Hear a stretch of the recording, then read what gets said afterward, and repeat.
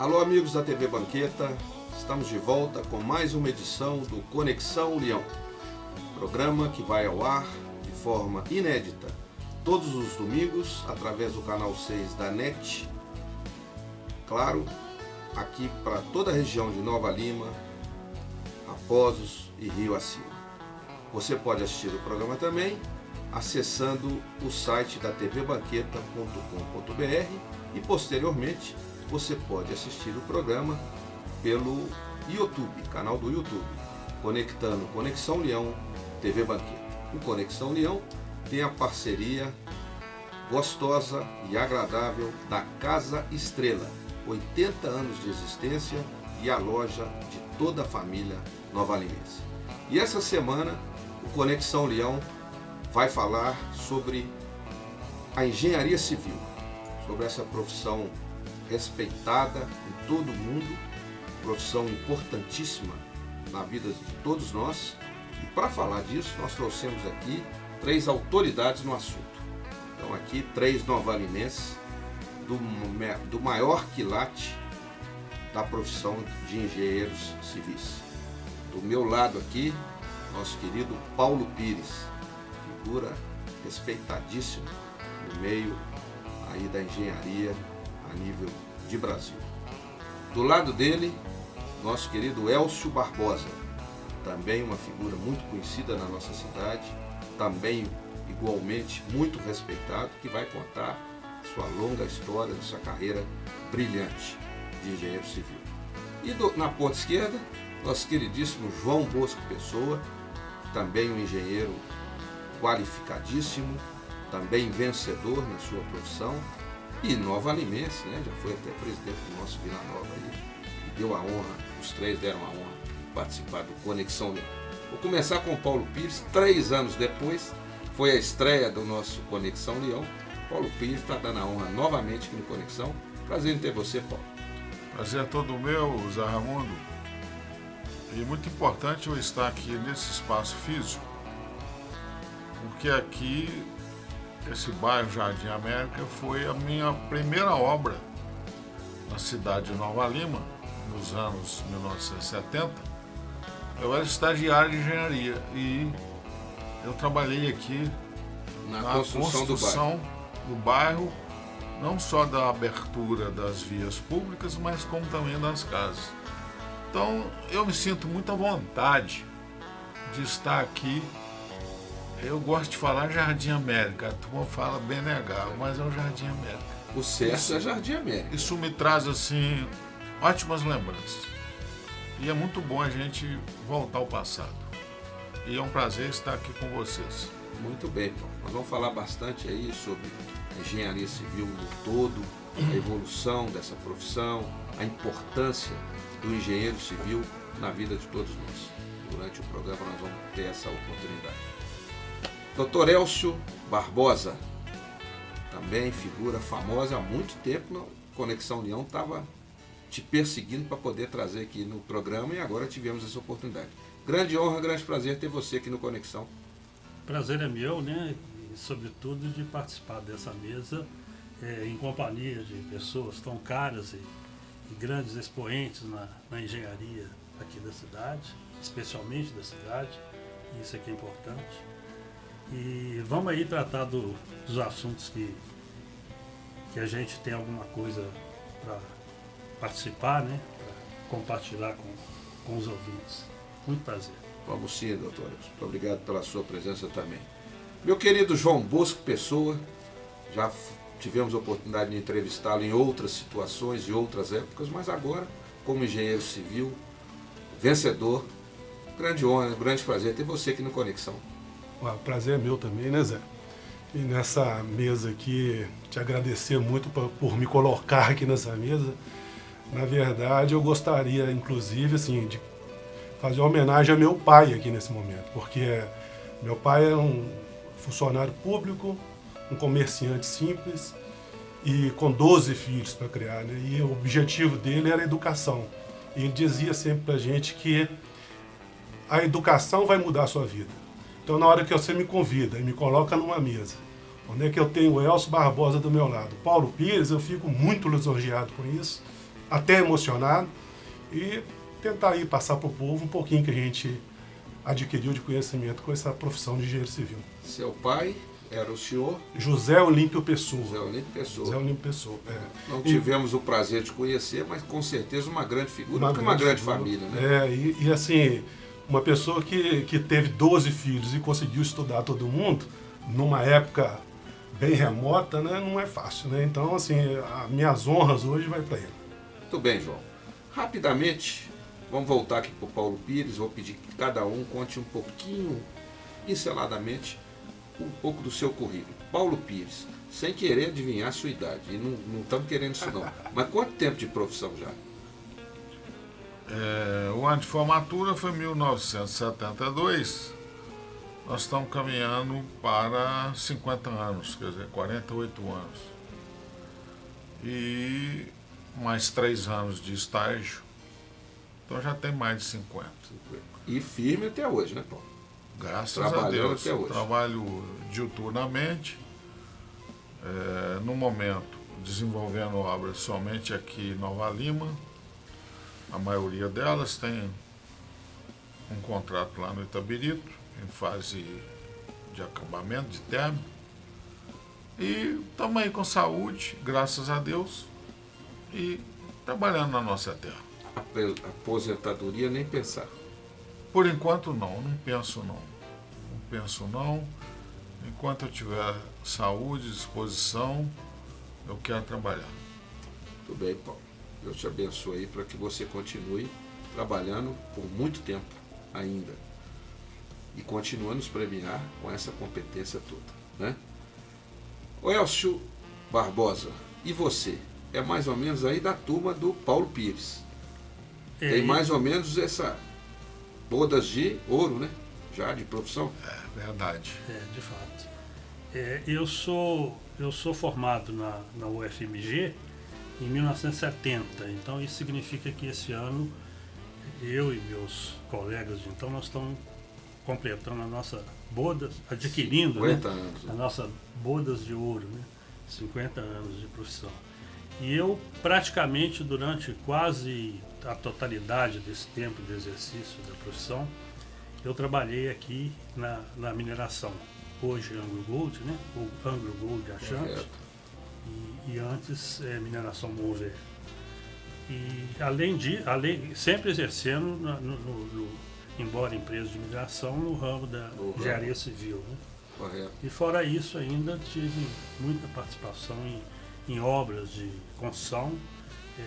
Obras públicas também. Exatamente. Tive algum período que eu participei como consultor da prefeitura, né? Particularmente, ou mais intensivamente, durante o mandato do saudoso Sebastião Fabiano. Ok. E de uns 10 anos para cá eu estou aposentado, nos últimos 10 anos, e tenho uma empresa de consultoria de engenharia voltado especificamente para a área de projetos. Aposentou, mas continua na ativa, do mesmo jeito. Exatamente. Tem a sua empresa de consultoria, está ajudando aí. Diminuiu o ritmo um pouquinho, mas felizmente eu ainda consigo bater minha bolinha na engenharia. E sempre muito enraizado, sempre muito aqui em Nova Lima, né? Exatamente. E esse é um detalhe, né? Eu acho que você já chegou a citar, nós 3 estamos aqui presentes, somos todos filhos nova-limenses. E por isso que a cidade tem muita honra de vocês 3, porque são figuras muito importantes dentro aí dessa profissão maravilhosa que é o engenheiro civil.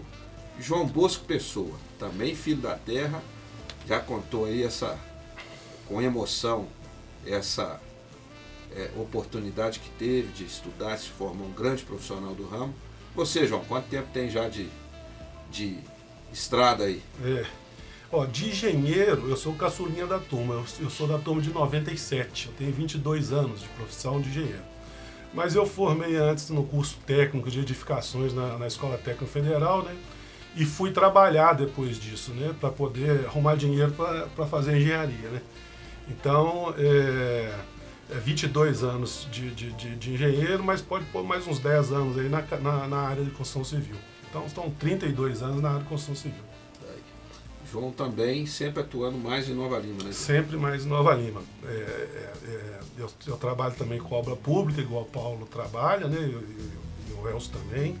Mas eu nunca deixei de trabalhar com obra residencial, casas, né? A região Nova Lima é muito rica nisso, né? Esses condomínios. E eu sempre fiz casas para particulares, né? Então, sempre militando um pouco na obra pública e um pouco na obra particular. Ok, muito bem, João. Obrigado aí pela sua explanação. Ô Paulo Pires, vou começar por você para a gente encerrar esse primeiro bloco. O que faz um jovem, quem está nos assistindo agora, ter a aptidão, ter a vontade de se tornar um engenheiro civil? Conta para quem não sabe ou para quem está querendo ser. Qual que é o grande gancho para o cara ser um bom engenheiro civil? Veja bem, inicialmente você tem que ter aptidão, a vontade de ser um engenheiro. E me despertou essa vontade ainda no curso científico de seguir a carreira de engenheiro civil. E minha mãe sempre falava comigo. Houve uma época que eu queria ir para a aeronáutica. Ela falou, não, você vai ser engenheiro civil. E, sinceramente, houve assim uma identificação muito grande da profissão com meus desejos de realizar, com meus desejos de demonstrar trabalho, de ajudar uma comunidade, de trazer o bem comum para muita gente. E isso nada mais é do que são as obras que você realiza. Você, de uma maneira direta ou indireta, dá um benefício muito grande para inúmeras pessoas. E mais ainda, essa lida com o pessoal que põe a mão na massa.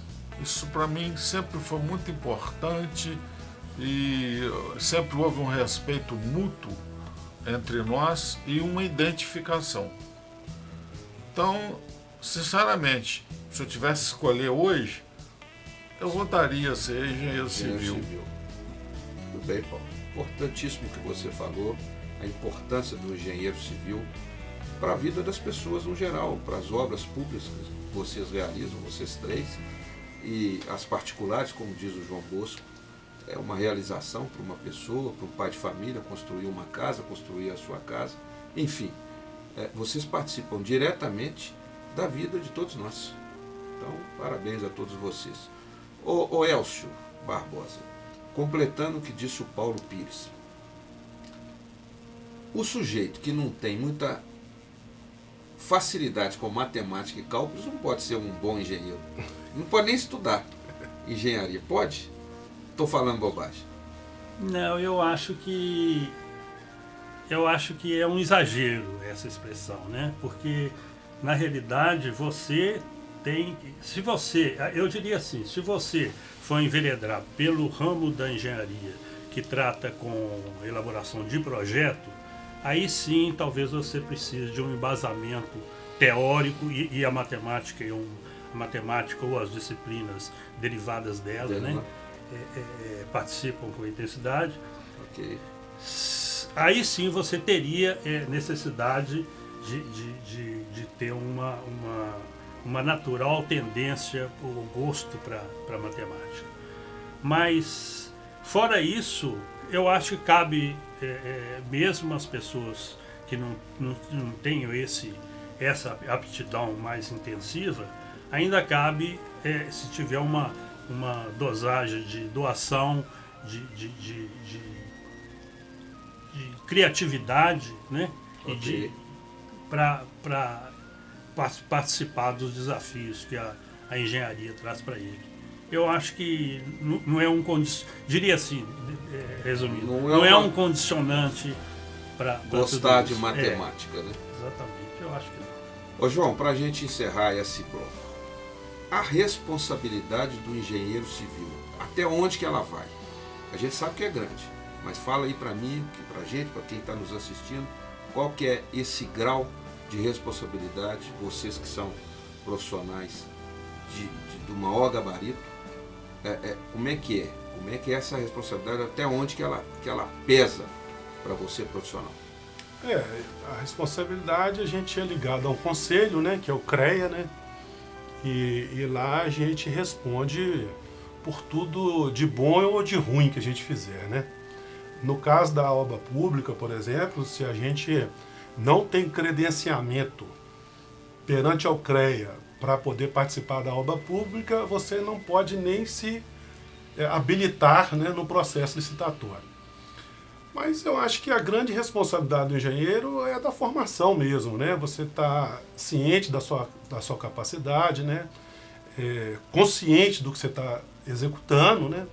Principalmente obras com maior importância, no sentido de periculosidade, no sentido de um acompanhamento com um olhar mais crítico para a segurança, né? Então o engenheiro é muito importante nesse momento, né, Zé? A gente, às vezes, algumas tarefas desenvolvendo em algumas obras, eu não sei se acontece ainda com vocês, mas comigo acontece desde sempre, você perde até noite de sono, né? Porque algumas tarefas realmente, o olhar, o acompanhar, né? A preocupação com o desenvolvimento das atitudes técnicas dentro da obra, ela é de primordial atenção e a gente... tem que estar ligado com isso para conduzir isso da melhor forma, né? E eu tinha um professor que dizia que a obra não cai, só se o cara errar demais, porque tem muita ainda gente amadora trabalhando e você não vê desastres grandes acontecendo, né? Com certeza. Então, por exemplo, tem obra que você chega num lugar mais carente, principalmente, prédios de 4 andares, 5 andares. A gente, quando está fazendo, você tem que ter uma atenção em tudo. E eles são construídos precariamente, né? Então, ainda está lá em pé, né? Então, para cair tem que errar demais. Mas um engenheiro capacitado, né, vai fazer com que aquela obra, além de segura, ela se torne mais barata. Além de segura, no momento da execução da obra, tirar os problemas com acidente, que é uma coisa... que ninguém deseja dentro da obra, né? Mas é um local de muito fácil acontecer. Qualquer vacilada, qualquer serviço mal planejado, qualquer coisa que saia fora do que está programado, o acidente está presente. Então eu acho que o engenheiro, o olhar com essa preocupação, a responsabilidade é muito grande.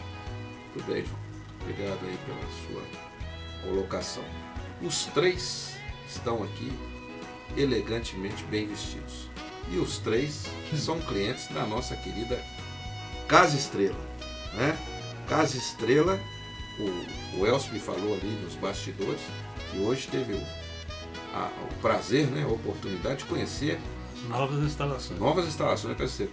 Paulo Pires já conhece, Paulo? As novas instalações da Casa Estrela? Interessante. Sou muito amigo do Eduardo Wade, admiro ele muito como empresário. E ontem eu conversando com ele a respeito da saga da Casa Estrela. O Sr. Neném Wade, naqueles idos que praticamente ele vendia tecidos da melhor qualidade, e ele, junto com o filho, fez essa transição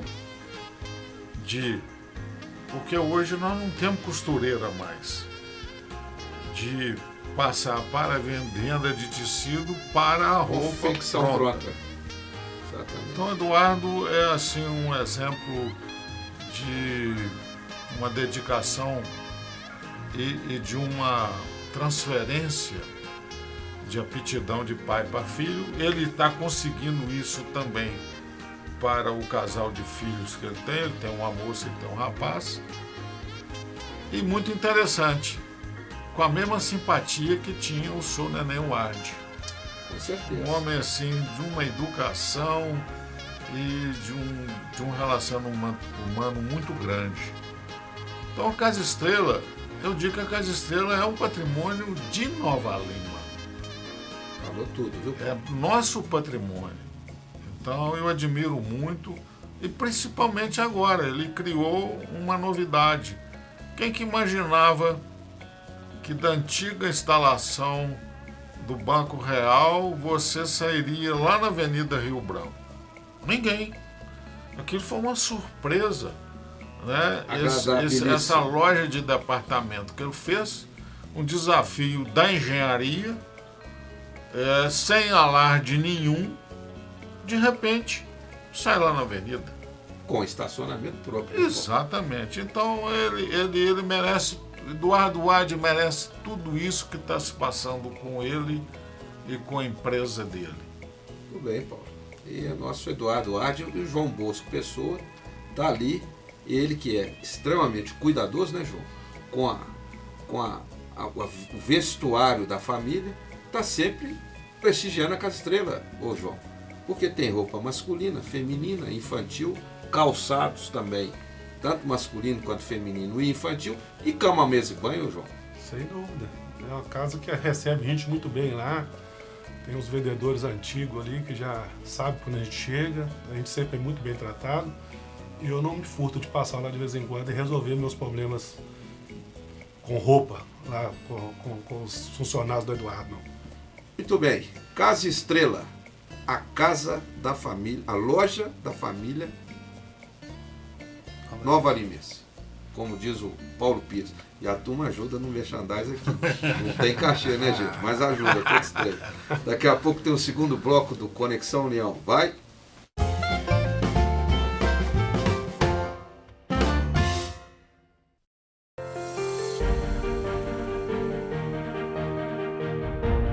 O SUS vai muito além dos atendimentos médicos prestados nas unidades de saúde e hospitais públicos. Envolve uma gama de ações de promoção à saúde, como, por exemplo, o controle da qualidade da água, dos medicamentos, dos alimentos. Nós temos também o Programa Nacional de Vacinação, o SAMU, além de várias ações de combate a diversas doenças, como a dengue e a febre amarela. Todas as pessoas que habitam no território nacional fazem uso do SUS e se beneficiam dos seus serviços. Por isso, esse cadastramento é tão importante para garantirmos os recursos suficientes para a continuidade da prestação de um serviço de saúde de qualidade a toda a população. Eu fiz o meu cadastro no SUS porque eu acho importante e quero ter os benefícios do SUS melhores a cada dia.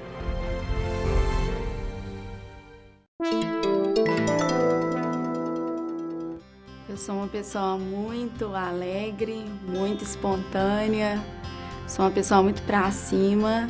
Eu canto na igreja onde eu congrego. Sempre tive essa veia artística. Minha mãe diz que quando eu estava na barriga dela, ela colocava o radinho e ela disse que eu pulava muito. Hoje eu me aperfeiçoo na escola de música, na área de teoria musical, para aprender mais. Sou casada, tenho 2 filhos, tenho eles como meus amigos e eu sei que eu sou uma mãezona para eles também. Então a reciprocidade dentro da nossa casa é muito forte, graças a Deus. Eu tinha ficado 2 anos e 2 meses desempregada, eu não conseguia emprego em área alguma. Foi um tempo em que eu não sabia o que eu ia fazer. Eu acabei indo para a Secretaria de Desenvolvimento e aí eu fui entrevistada pela psicóloga, fui muito bem atendida lá. E ela fez um remanejamento do meu currículo de uma forma que eu fiquei até assustada de tantas de coisas que eu tinha, né, das minhas funções. Quando eu tive acesso junto à gestora que me fez a entrevista, eu vi o meu currículo lá. E eu até brinquei com ela, falei, gente, esse currículo estava pela Prefeitura de Nova Lima, pela Secretaria de Desenvolvimento. Então eu passei pelo processo. Foram 2 etapas. A primeira entrevista foi com ela, logo depois eu tive a entrevista com o gerente e eu acabei ficando na vaga da menina que estava para sair lá da recepção. Foi uma das maiores conquistas que eu tive nesse ano. Eu aluguei, recentemente um apartamento, estou morando lá com a minha família e tem sido muita bênção. Minha carteira de trabalho está como recepcionista atualmente, mas eu pretendo angariar muito mais dentro da empresa e eu sei que ela é apenas o início de tudo aquilo que ainda está para acontecer.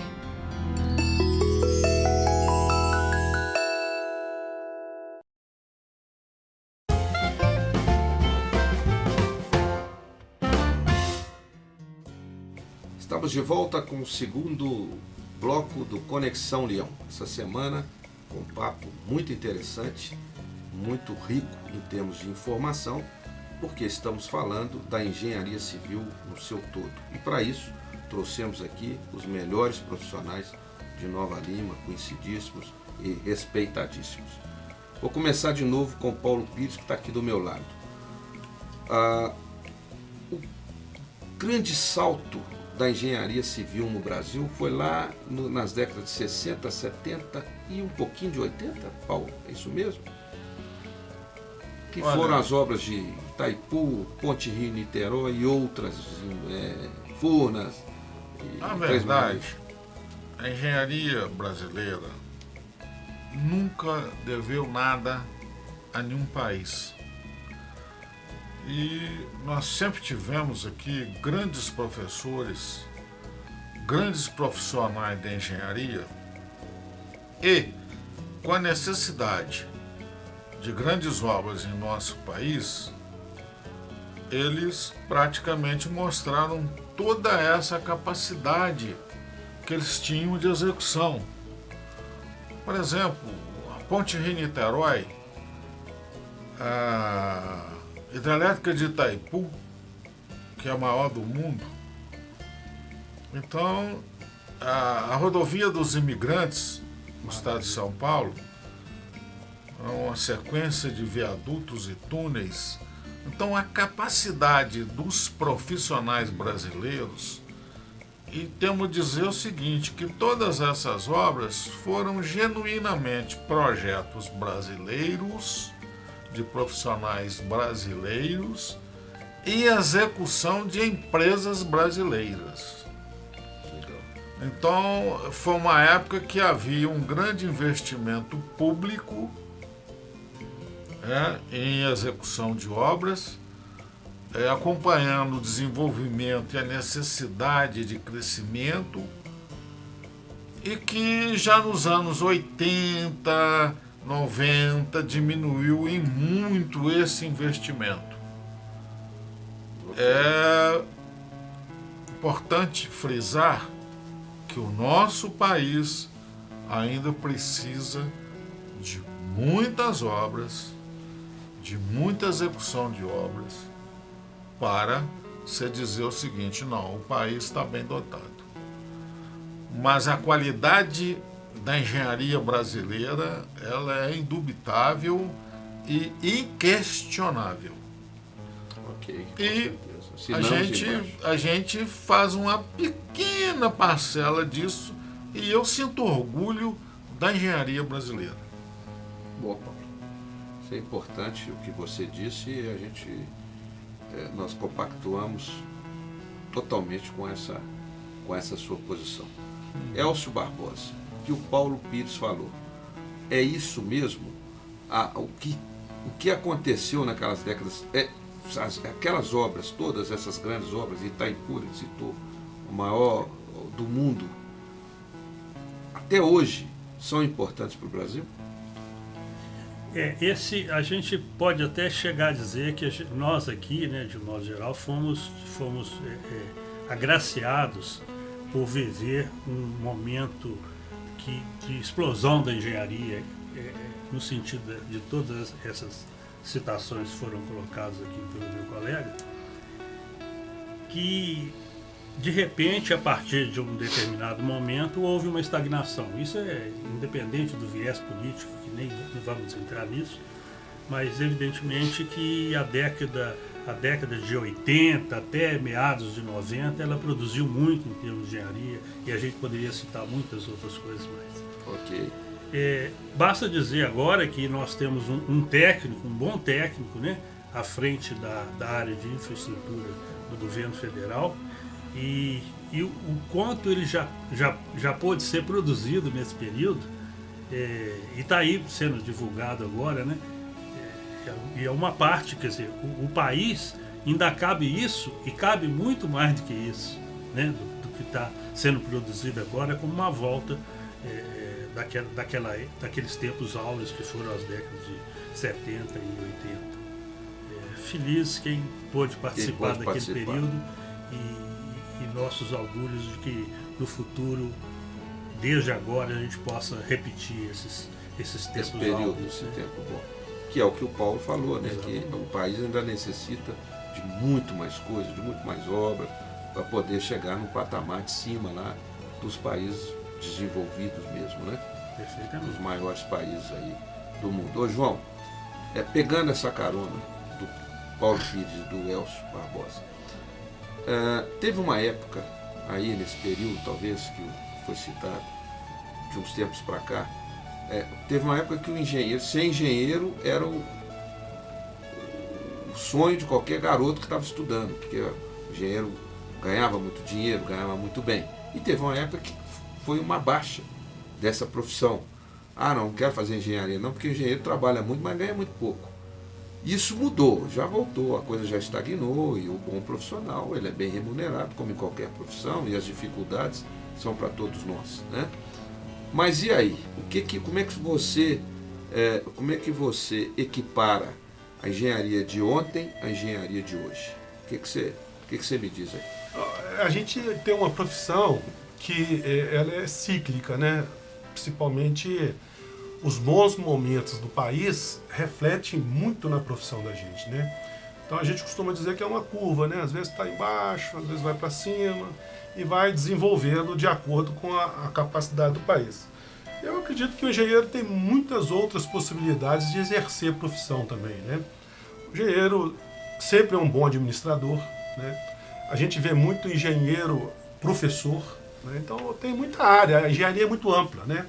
Mas eu gostaria de citar essas duas obras faladas aí, porque é a paixão de qualquer engenheiro poder falar sobre isso, né? Então a ponte Rio-Niterói, principalmente, quando você atravessa ali, quando você erra o caminho de Cabo Frio, né, que você cai no rio, aí você tem que passar na Rio-Niterói para subir para a região dos lagos, né? É verdade. E na hora que você chega naquele vão central, e a gente sabe por experiência que tem 300 metros de vão livre, né? 70 metros de altura. Então isso é uma coisa que pra gente fascina, pro leigo então, né, assim, é muito interessante. É uma obra que durou 6 anos para ser feita, né? Ela é de finalzinho de 60, 68 mais ou menos, e inaugurada em 74. Então marca muito assim uma obra com 6 anos de execução, numa época daquela, com todas as dificuldades, né? Você imagina que cada pilar daquele central, como é que foi feito, com maré, com mar bravo.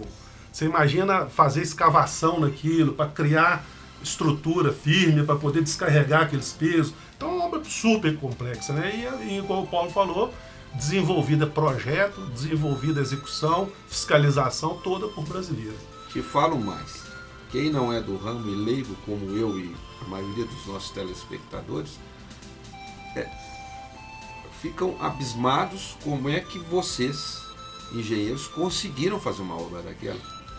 Dentro do mar, uma ponte daquele tamanho, daquela altura, é um negócio assim que não dá para quem não conhece, Paulo e eu, a gente fica imaginando como é que pode ser, como é que consegue fazer. Se for te explicar assim, a grosso modo, é até difícil, né? Mas basicamente se expulsa a água para poder botar a pessoa trabalhando. A pessoa trabalha no ar comprimido.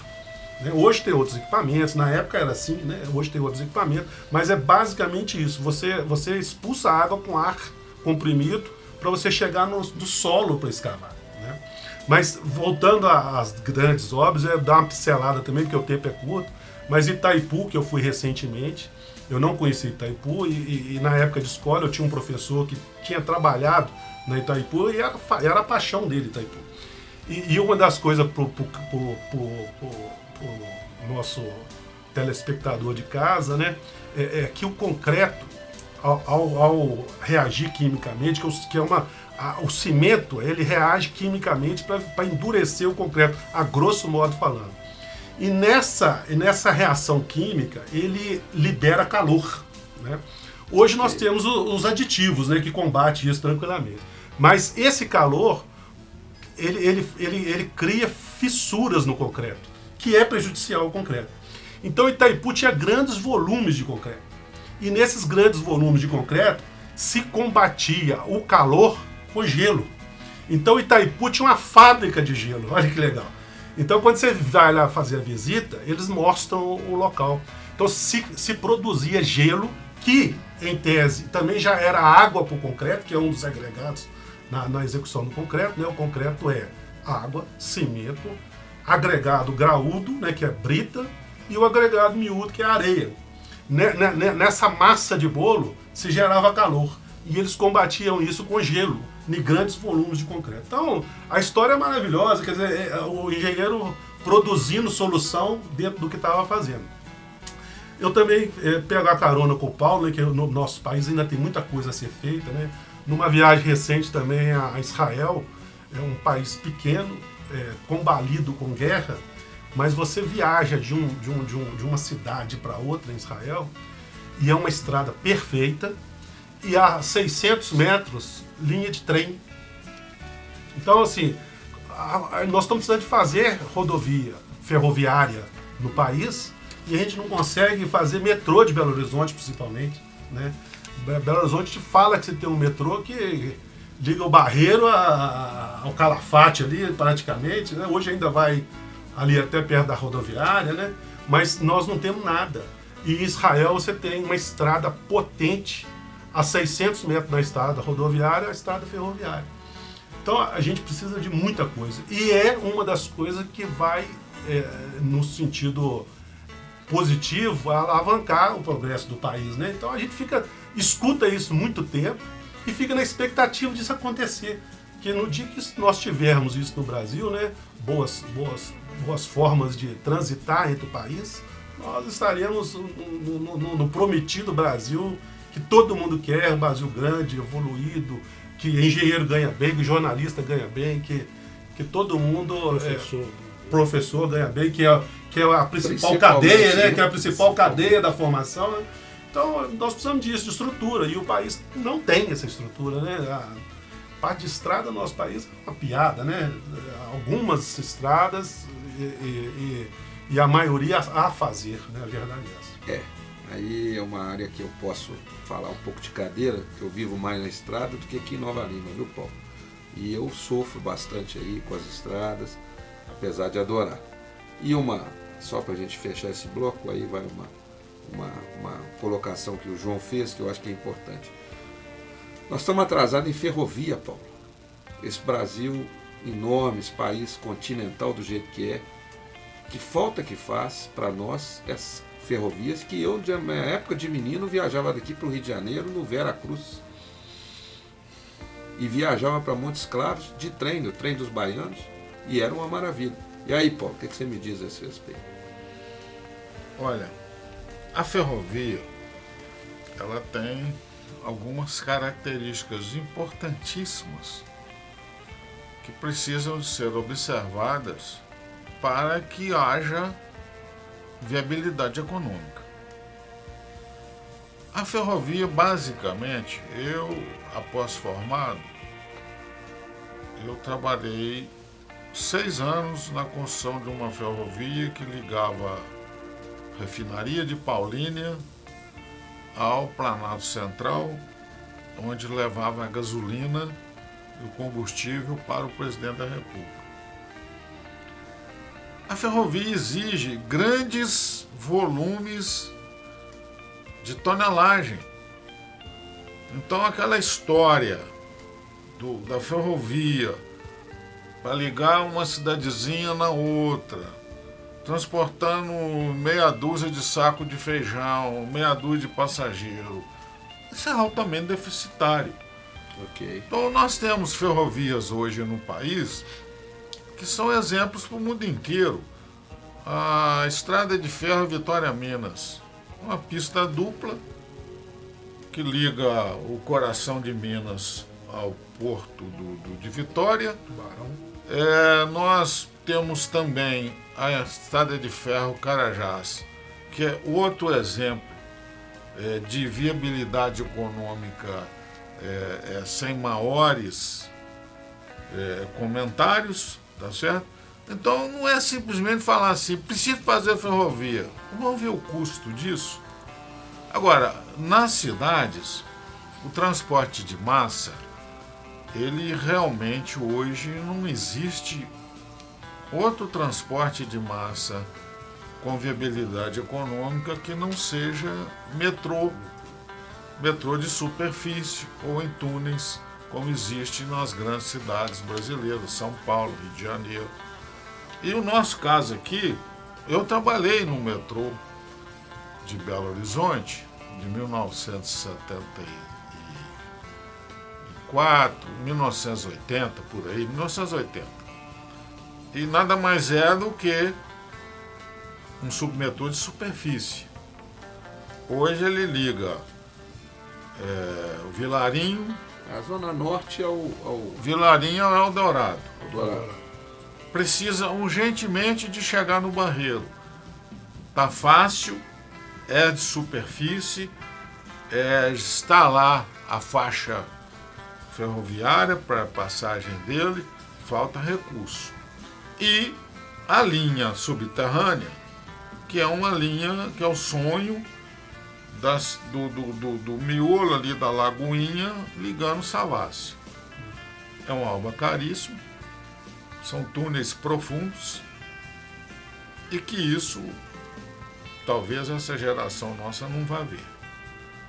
Mas, volto a dizer, ferrovia não é para qualquer situação de transporte, não. Tem que ver a viabilidade econômica. E ela precisa de ser respeitada, porque caso contrário, não há condição de sobrevivência. Só para pôr um ponto aí, né? Importante que eu acho que é legal isso, que realmente a viabilidade econômica é o princípio do estudo. Mas na hora que você pega um caminhão transportando um saco de cimento e ele passa em cima de 2 carros de família e mata as famílias todas, aí você tem que pensar também nessa situação.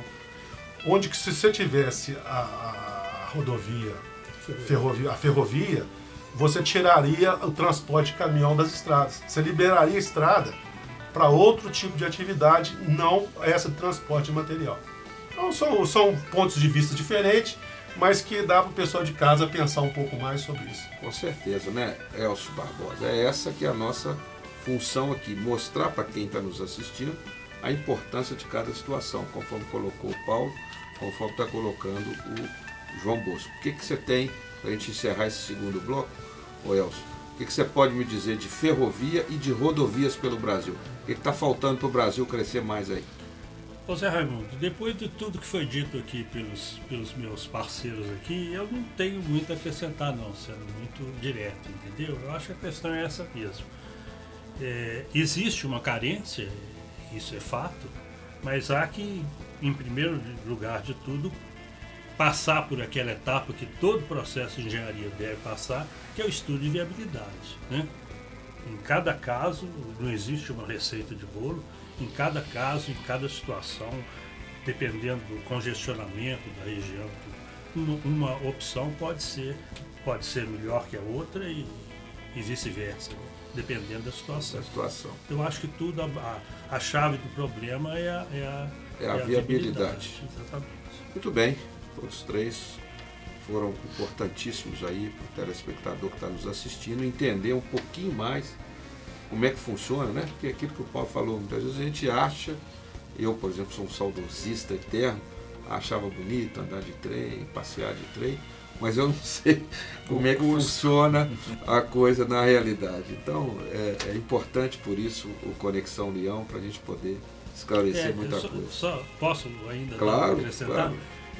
Um outro ponto que poderia ser observado nesse particular aqui é uma questão muito doméstica nossa e lembrar o saudosismo, para os saudosistas, a história do bondinho de Nova Lima. Seria ótimo que esse bondinho tivesse aí até hoje, né? Seria uma forma de incrementar o turismo aqui na cidade, que é tão carente, mas ele não se paga.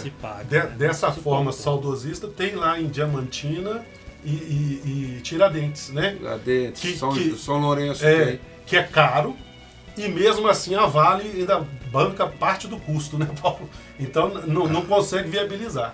Então é legal, né? É uma delícia você fazer aquele passeio, não é barato e ainda tem a Vale que segura a onda com as manutenções de estrada, da pista de ferro e a própria locomotiva, funcionar. Tem um investimento pesado da Vale para ficar com aquela gracinha para poder funcionar. Passando. Muito bem, gente. Então, para a gente encerrar esse bloco, e vocês três me ajudaram bastante, falando da nossa querida Casa Estrela. 80 anos de existência, Paulo Pires, um show de bola, né? A loja está muito chique, o João já esteve lá, o Elcio já esteve lá, você também, Paulo. E lembrando que além daquele lojão ali, que é a loja de departamento fantástica, são 4 endereços da Casa Estrela na cidade, viu, gente? Tem 2 ali no Bonfim, estão na Benedito Valadares, 137 e 147, uma pertinho da outra. O pessoal ali do Bonfim ali tem essa opção de Casa Estrela. E cá em cima você tem a loja da Rua Santa Cruz 81 e a principal, que é a loja lá da Praça Antônio Fonseca Júnior, número 2, que é essa lojona com estacionamento próprio. Você que está aí, precisa fazer suas compras ali na área central da cidade, a Casa Estrela tem estacionamento gratuito para você, cliente, em compra. Tudo de bom, show de bola. Casa Estrela, a loja da família Nova Limense. Daqui a pouco tem o terceiro bloco do Conexão Leão. Vamos falar das obras, grandes obras desse pessoal aqui em Nova Lima. Rapidinho, vai!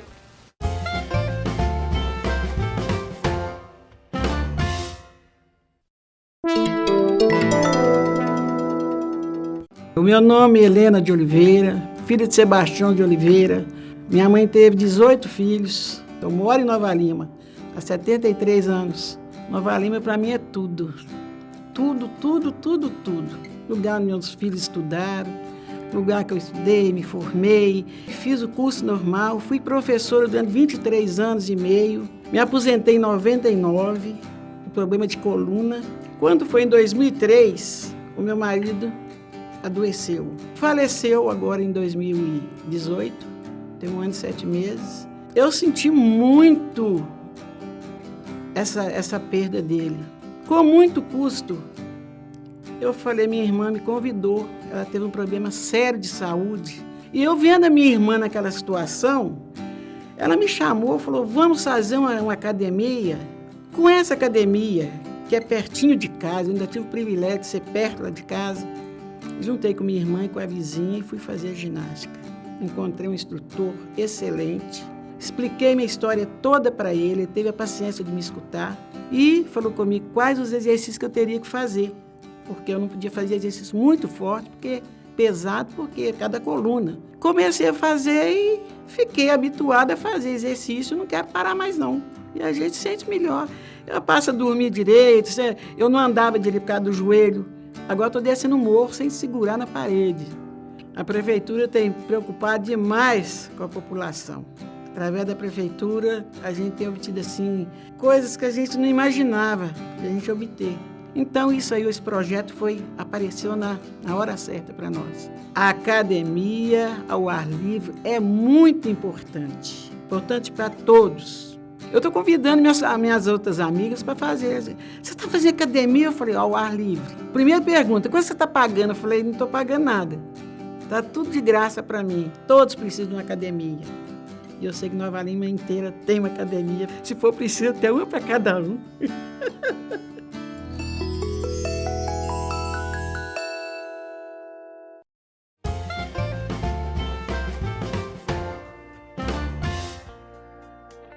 Conexão Leão está de volta essa semana conversando com o pessoal Cobra Criada da Engenharia Civil aqui de Nova Lima. Paulo Pires, as grandes obras, as obras importantes da nossa querida Nova Lima. Você, mais do que ninguém, participou de maioria delas, se não todas, da maioria. Fala um pouco aí dessas obras. Zé Raimundo, eu tive o privilégio de participar de muitas obras importantes em nossa cidade. A reconstrução do estádio Castor Cifuentes, a Avenida José Bernardo de Barros, um projeto, um empreendimento particular que eu tive o prazer de trabalhar sob as ordens do Elcio, que foi o projeto Cuiabá Raposos, que deu uma sobrevida à mineração Morro Velho, há uns anos atrás. A trincheira das 6 pistas. Uma grande obra. O trevo do Vale dos Cristais. Recentemente, a barragem de retenção de cheias do Vale dos Cristais, do Ribeirão dos Cristais, quando nessa última enchente que houve em Nova Lima, seria uma catástrofe que se não houvesse essa barragem. Mas a obra com mais orgulho foi uma das menores em termos de tempo, em termos de trabalho. Eu estava de férias aqui no ano de 1977. Vitor Penido estava iniciando o seu primeiro mandato como prefeito. Ele me chamou e falou assim: eu queria que você fizesse um trabalho para mim. Eu falei: pois não. Eu queria que você fizesse um diagnóstico sobre o abastecimento de água potável na cidade de Nova Lima. Eu falei: perfeitamente. Aí, com o saudoso Sr. João 3/4, eu tinha lá uma picape Willys.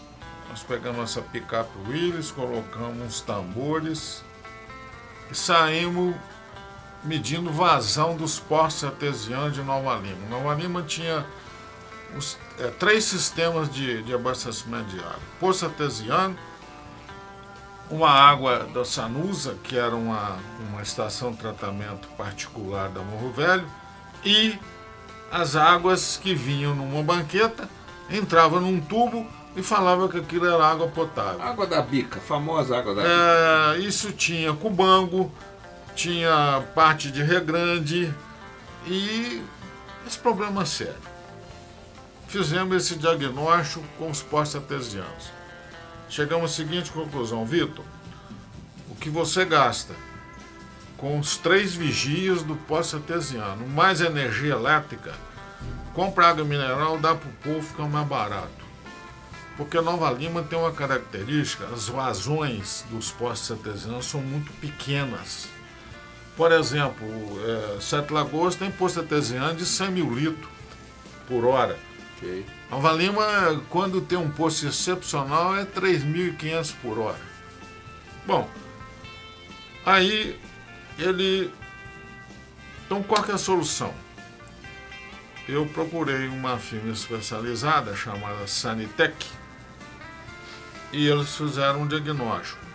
Nova Lima tem 2 opções: captação do Vazem do Lima, que é o famoso Ribeirão Cambimbi, para poder fazer uma captação de água para atender a cidade, ou Copasa. Já nessa época, existia a adutora de água tratada, que passava aqui no Alto do Mimbu, em direção a Belo Horizonte. Já existia uma tomada, porque a captação do Rio das Velhas é no município de Nova Lima. Então, quando houve outorga para isso, houve um compromisso dessa água também atender Nova Lima. Mas aí vinha o grande problema.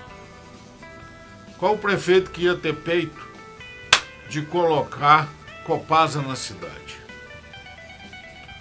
Eu lembro que na época o Vitor sofreu uma pressão muito grande do partido dele, porque os mandatários não queriam Copasa em Nova Lima. Eu lembro do Pica-Fumo, que era o líder do prefeito na Câmara. Ele falou com o Vitor assim: Vitor, todo dia eu bebo 2 Brahma Chopp. Se amanhã a Brahma Chopp vier com o rótulo Copasa, nunca mais eu bebo. Falei: Vitor, esse voto aí vai ser difícil. Aí era necessário aprovar o projeto na Câmara. E começamos a contar os votos. Não queriam pagar pela água. Não queriam aceitar de jeito nenhum a Copasa. Queriam continuar com a água da bica. Bebendo porqueira. Tomando banho de caneco. Onde Nova Lima era campeã de ameba e de giardia. Inclusive, quem bebia, como eu, bebia água lá da Sanusa, constantemente o exame de fezes dava isso aí. Muito bem. Contamos, chegamos à conclusão que nós precisávamos do voto do Deusdete, falecido Deusdete recentemente. E eu já tinha uma ligação com ele desde 56, quando eu tive tétano no Sandu, e tinha amizade com ele. Ele era da área de saúde, um grande enfermeiro. Eu falei, Vitor, deixa eu conversar com ele. Odete, veja bem, você é da área de saúde, você tem visto os resultados dos exames da água que nós estamos bebendo. Você concorda com isso? Ele falou, não. O povo de Nova Lima precisa de beber uma água de qualidade. Ok. Odete, e se for necessário, você vota? Precisa de conversar comigo direito. Aí foi marcado um encontro. Vitor, nessa época tinha um sítio lá em Reacima, num domingo à tarde, nós fomos para lá. E foi exigência do Deusdete. Eu não posso conversar em Nova Lima não, porque se a turma do meu partido vê eu conversando, não vai dar certo. Fomos para lá. Chegamos lá à tarde, conversa daqui, conversa dali. Lá tinha umas mangueiras, foi final de ano, umas mangueiras com muitas mangas bonitas. E o Deusdete começou a falar assim, minha esposa é doida com manga. Eu sei que Vitor Penido subiu no pé, apanhou um saco de manga, falou, Deusdete, isso aqui é para você, leva para sua esposa. Tudo por uma boa causa. Tudo por uma boa causa. E aí, essa história, inclusive, Deusdete em vida, nós relembramos várias vezes essa história. Aí o que acontece? Vitor, eu vou votar. Tudo bem. Então a estratégia é o seguinte, você vai sumir de Nova Lima uns tempos, e você vai chegar no dia da votação. E assim foi feito. Então, é um fato interessantíssimo. Logo depois que a Copasa entrou com água com flúor, melhorou a dentição das crianças, acabou essa história de giardia e de ameba, e vamos raciocinar hoje, Nova Lima sem Copasa. Não existe. Vamos dizer assim, um bairro aí fica aí um tempo, meio-dia sem água. É uma grita geral. É um drama. Um grande então, drama. eu digo o seguinte, o grande trabalho que o Dr. Sebastião Fabiano teve em implantar a CEMIG, e quando ele implantou a CEMIG aqui, ele foi muito massacrado. Então, hoje, eu participei da história da Copasa. Gente, não se admite, nos dias de hoje, Nova Lima sem Copasa. E foi a coragem, a persistência de Vitor Penido em colocar Copasa nessa cidade. Os valores hoje não são absurdos, tá certo? Então eu me considero assim, de todas as obras que eu participei em Nova Lima, para mim essa é a mais importante. Porque o que salvou de vidas e o bem-estar que nós temos hoje. Benefício. O benefício que nós temos hoje dessa água da Copasa. Bem, falou aí correto? De todas as grandes obras que você participou e realizou, mas quis citar com bastante ênfase essa obra que você considera a mais importante. E só mais um detalhezinho. Essa semana próxima nós estamos iniciando a duplicação da rodovia MG30 no trecho Viaduto dos Cristais, Viaduto da Máquina, ali perto do Residencial Sul. Então essa obra vai ter início, vai ser duplicado aquele trecho, eu acho que vai amenizar em muito o trânsito, que hoje Nova Lima é uma cidade dormitório. Então essa obra deve iniciar semana que vem. E tivemos o privilégio de ganhar a concorrência e vamos estar presente. Que bom, precisamos aí de mais agilidade. Exatamente. No trânsito daqui para BH, e eu sofro isso aí bastante, viu, Paulo? E sou um crítico contundente dessa questão, então, que notícia boa que você está nos dando. Perfeitamente. Ô, Elcio Barbosa, além do que falou aí o Paulo Pires, e você, que também participou de grandes obras aqui na cidade, o João está ali já também preparando, ele que também participou e muitas eu acompanhei, porque já foi já na minha época, já morando aqui em Nova Lima, mas você, o que você me diz aí dessas grandes obras feitas em Nova Lima, o que você tem a acrescentar aí que o Paulo falou? Bem, a minha participação no âmbito da engenharia, ela se deu com maior intensidade dentro da empresa que eu trabalhei, né? Que eu cheguei a citar aqui antes, eu trabalhei praticamente durante 40 anos na mineradora aqui de Nova Lima. Aí sim eu tive a oportunidade de trabalhar como na área, sobretudo na área de projetos. E na área de acompanhamento das implantações desses projetos. Alguns projetos bem interessantes. O maior deles talvez tenha sido esse que o Paulo citou, que ele participou ativamente na construção, que foi o projeto Cuiabá Raposos, okay, que teve uma parte das obras, as obras foram ocorreram nas 3 cidades, em Nova Lima, né, na região de Queiroz, em Raposos e em Sabará, no município de Sabará, na área de Cuiabá. O projeto Cuiabá Raposos, além de outros projetos de outros locais diferentes, em outros estados e até na Argentina, eu tive a ocasião de participar das implantações desses projetos de plantas industriais e também das suas respectivas implantações. Na parte de construção, propriamente dito, a minha participação foi sempre, assim, eu diria, muito modesta e não cabe colocar aqui diante do que podem apresentar os meus parceiros. Mas todas foram importantes, com certeza. Eu participei mesmo na área de projetos e tenho muito orgulho de tudo que eu consegui fazer e dos ganhos que a gente pôde obter nesse período, nesses 40 anos que eu participei. De profissão aí, de seus 50 anos já de profissão. 50 anos, 40 anos eu participei participei ativamente dentro da mineradora. Muito bem, parabéns também para você, por todas essas obras que são tão importantes para a nossa cidade aqui. João Bosco Pessoa, sua vez. Você que também participou de várias obras públicas aí, tem um currículo extenso nessa área. O que você me diz aí de Nova Lima, de obras, o que nós podemos destacar aí? Eu trabalhei com muita reforma aqui em Nova Lima de UBS, muita expansão de escola. Eu participei em parceria do Centro de Pediatria do Hospital Nossa Senhora de Lourdes, que também é uma obra que é muito legal para a cidade, né? Mas uma obra que mais me marcou assim foi no início de carreira, ainda não era engenheiro, era técnico, que a gente fez o prédio do Luizinho ali, o prédio do Bradesco, né? Que era uma cidade ainda não tinha prédio, né, praticamente, e a gente fez ali um dos primeiros prédios da cidade, né? Então é uma obra que já tem mais de 25 anos, está até passando por uma reforma agora, recentemente, então é uma obra que marcou muito, né? Aquela construção.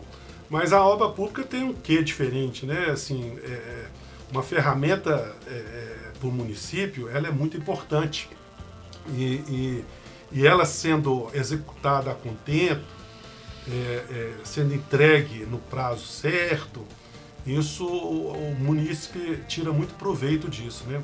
Nós estamos vivendo um momento complicado, né? Nacionalmente falando, sobre obras paralisadas, né? Hoje o processo licitatório, né, que trouxe muitos ganhos, né, para a parte de fiscalização do bem público, mas ele tem alguns defeitos também. E esses defeitos têm atravancado com paralisação de obras Brasil afora, né? E Nova Lima não fica fora disso. Nós temos diversas obras paralisadas em Nova Lima por processo licitatório mal conduzido, por suspeita de algum tipo de erro na execução de obra, principalmente erros de planilha, erros de projeto, erros de verba que não estão alocadas naquela obra e não consegue chegar ao término dela. E isso tem sido um incômodo muito grande para a engenharia no Brasil afora. Até recentemente, o ministro, hoje presidente do STF, o Dias Toffoli, lançou em Goiânia um projeto piloto no sentido de destravar essas obras. O projeto chama Destrava Brasil. Está começando em Goiânia e isso deve se estender, se der certo, para o Brasil afora. E nós não podemos ficar fora disso. Nova Lima, eu posso citar algumas obras, por exemplo, a gente tem aqui o Cine Ouro, né, que está parado, que é uma ferramenta interessantíssima para a cultura da cidade. É um marco, talvez, da história de Nova Lima recente, né? Com certeza. E está pronto. Ele é fantástico, com sala de cinema, com cafeteria, com livraria. Está pronto lá, falta acabar, só não acaba porque tem algumas suspeitas de ilicitudes que tem que ser gerada o processo, pague quem tiver que pagar, mas a cidade não pode ficar sem uma ferramenta daquela, né? Nós temos um ginásio no final da avenida, um ginásio fantástico, que seria uma ferramenta importante para a juventude que está aí. Parece que ele foi até licitado agora recentemente. Eu não tenho essa informação muito certa, não. Mas são obras que a cidade necessita dela e elas estão paradas por problemas burocráticos. Problemas que tem que ser dado um basta. Aqui, ó, parou aqui. Daqui para frente não vão fazer novo e vão acabar, vão entregar a obra para o município. E o Dias Toffoli teve essa visão até muito interessante, que partir do Supremo, né, a gente não vê isso normalmente. E ele lançou em Goiânia e eu espero que isso dê certo. Eu tenho acompanhado e espero que a gente tenha fruto para sair para o Brasil afora para tirar essas obras. Porque a obra parada, a obra não entrega é a mais cara, né? Ela é a mais, ela é a mais problemática, porque se você não dá manutenção, ela vira um problema. Aí com dengue, igual o Elcio falou, corrosão, o concreto, se ele não tiver executado, protegendo a ferragem, se acaba com a ferragem, a continuidade disso é mais complexa. Então, enfim, torço por Dias Toffoli, não sou nenhum seguidor dele, mas achei uma atitude fantástica e tomara que dê certo para beneficiar o país e principalmente Nova Lima, que nós estamos precisando de resolver isso aí. Com certeza, o Brasil é extremamente burocrático em todos os sentidos e o Brasil precisa andar. Precisamos desburocratizar o nosso Brasil para que todos sejamos felizes. Né? Hoje, até assim, completando um pouquinho mais essa informação, né?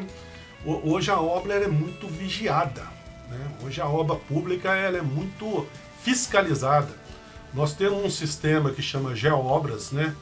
O Paulo vai saber muito bem disso, o Elcio também, até recentemente esteve na frente da Secretaria de Obras, que ela é um sistema online.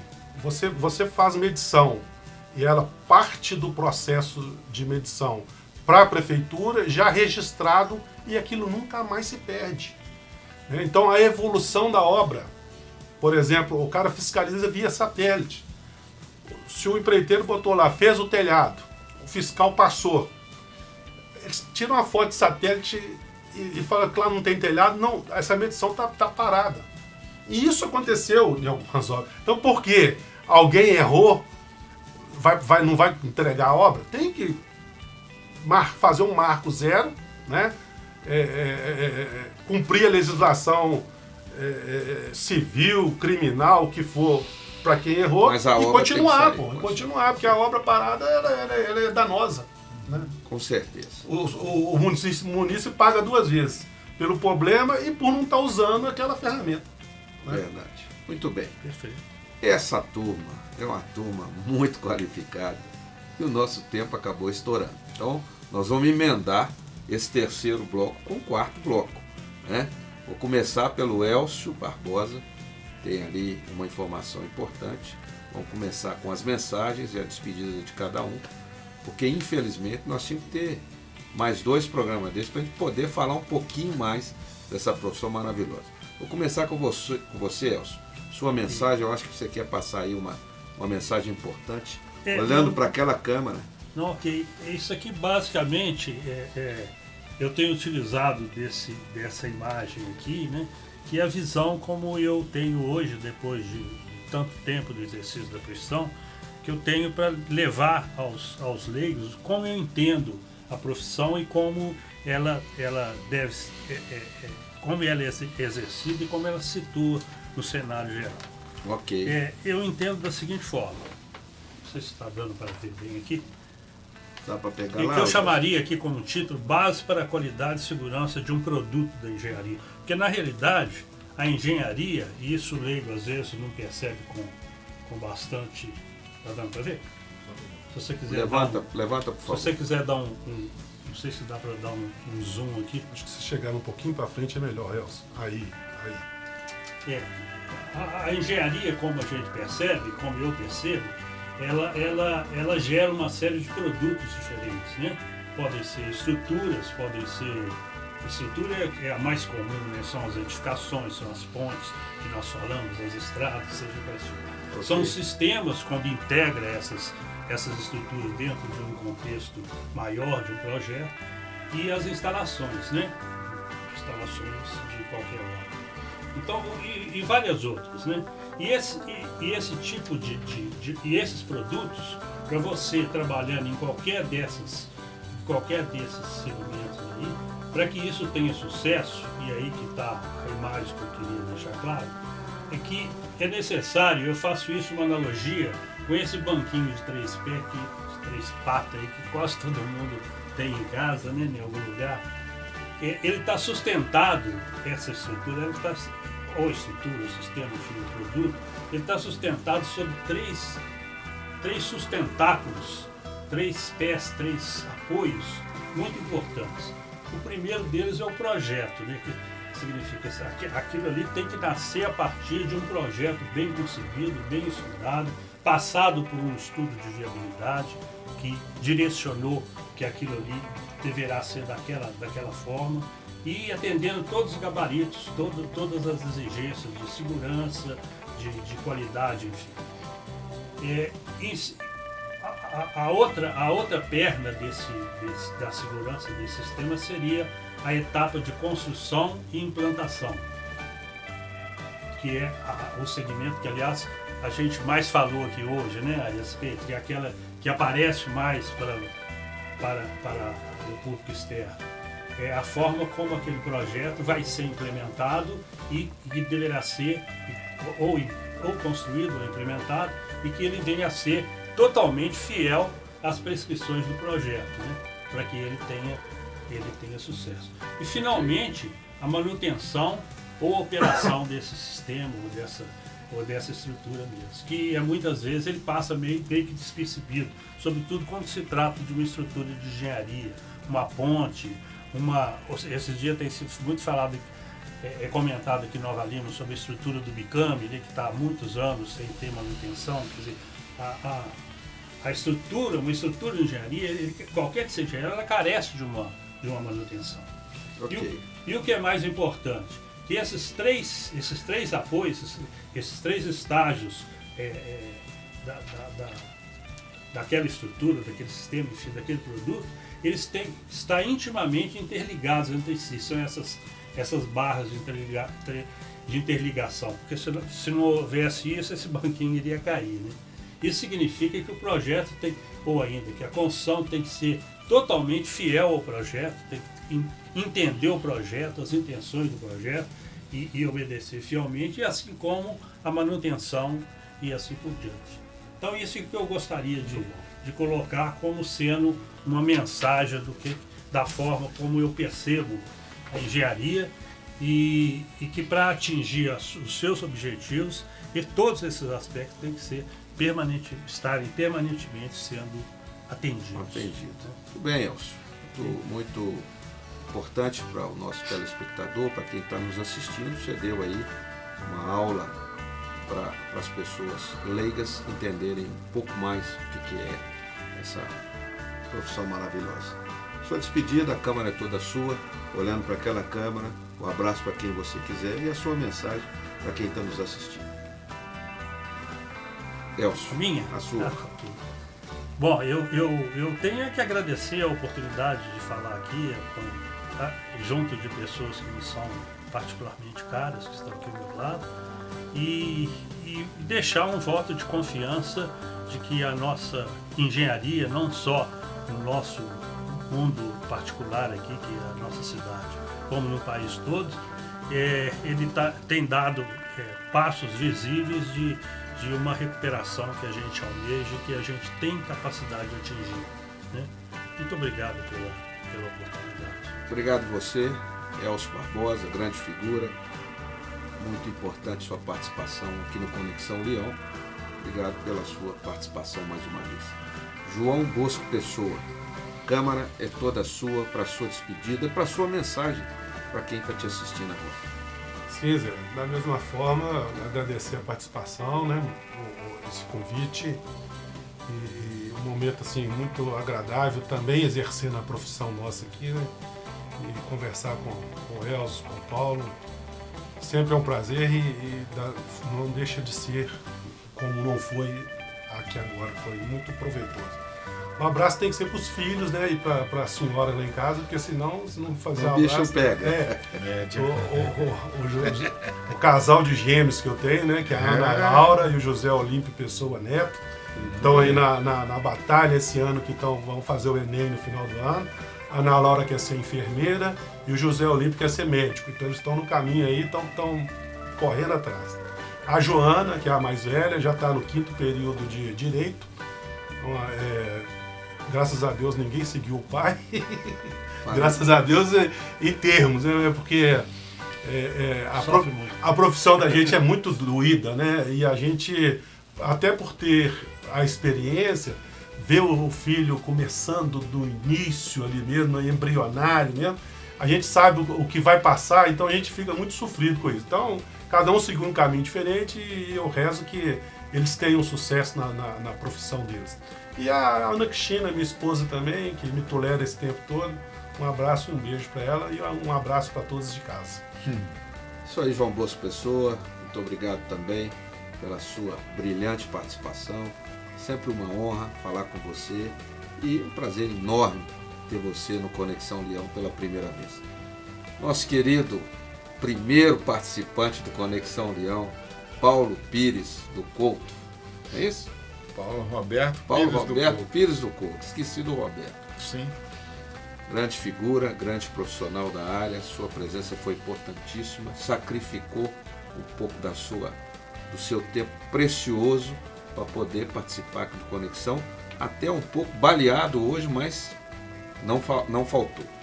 Câmara é sua, para a sua mensagem final e para a sua despedida. Um abraço para quem você quiser. Raimundo, muito obrigado pelo chamamento. Obrigado, TV Banqueta, de estar aqui falando com o nosso povo. E eu digo que essa minha presença aqui, ela torna-se muito importante para mim quando eu estou ao lado do meu ídolo da engenharia. Desde a época dos bancos acadêmicos, eu já tinha uma grande admiração pelo Elcio, pelos seus trabalhos, pela sua dedicação, pela sua competência e pela sua vocação de engenheiro civil. E muito importante a presença do João Bosco, que é uma pessoa a quem eu admiro muito pelos seus trabalhos na construção civil, sempre com muito bom acabamento, com muita precisão. Então, reunir colegas desse naipe é sempre importante.